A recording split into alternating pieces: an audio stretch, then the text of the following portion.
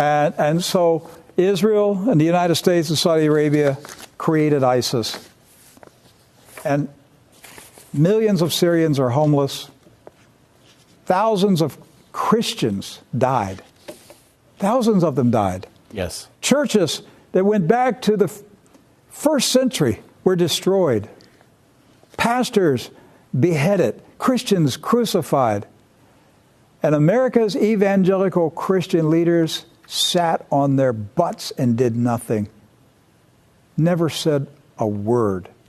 Never challenged the official narrative. All they did was just make sure that political support was for Israel. And yet Israel was arming ISIS. Arming, funding, and providing medical support. All you Christian Zionists, you have blood on your hands. You got blood on your hands, Christian Zionists. You're going to be held accountable for it someday, Judgment Day, if you don't repent. You got blood on your hands, the blood of innocent Christians who were killed by the weapons supplied by your Zionists in Israel. By the way, one final article. President Trump's treatment of Palestinians is just shameful. It is shameful. Of course, he's preoccupied. He doesn't know what's going on. He's letting his son-in-law, Jared Kushner, run the show. But President Trump cut off all U.S. aid to the Palestinians. He said they will not get any more U.S. aid until they agree to a peace deal with the Israelis. Well, the peace deal with the Israelis is full capitulation and surrender. So, Mr. President, why don't you cut off all U.S. aid to Israel? If that's your strategy, to bring people together, you'll squeeze the Israelis by cutting off U.S. military aid to Israel. Makes sense to me. Yeah, be fair. What's good for the goose is good for the gander. That's right. Tell both sides, no U.S. money until you agree. But that's not what he's doing. They're grinding the Palestinians into the dust. Shameful behavior. Very, very shameful. It's the one thing about the Trump administration that I am deeply offended by.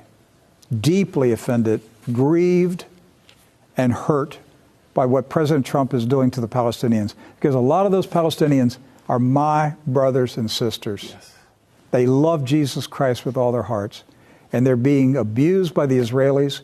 And now the power of the U.S. government is helping Israel crush the hope of the Palestinian people. It's shameful.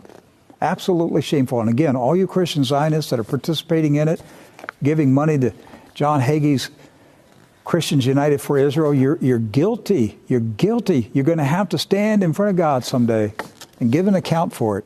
And why? Because Goofy there, they have advocated the removal of those funds. That was one of their top priorities after the embassy. Just months ago, John Hagee said, we're going to, he basically said, we're going to shut down the UN Refugee Agency. So which one of those women and children and innocent men that had nothing to do with any of the conflict at all, which one of those are we going to apologize to? Which one of those are we going to say, you don't get any support because of your political pawn in all of this? You're trapped in a refugee camp.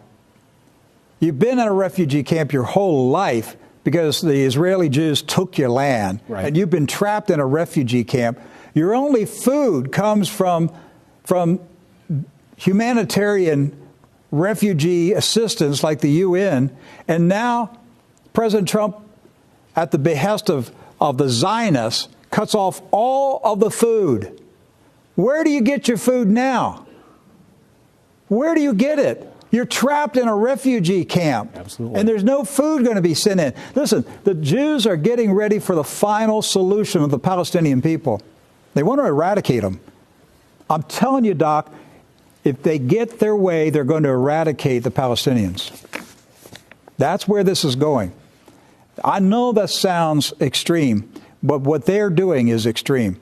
If Benjamin Netanyahu got his way, he would eradicate the Palestinian people. The early Zionists said that they had to eradicate the Arabs.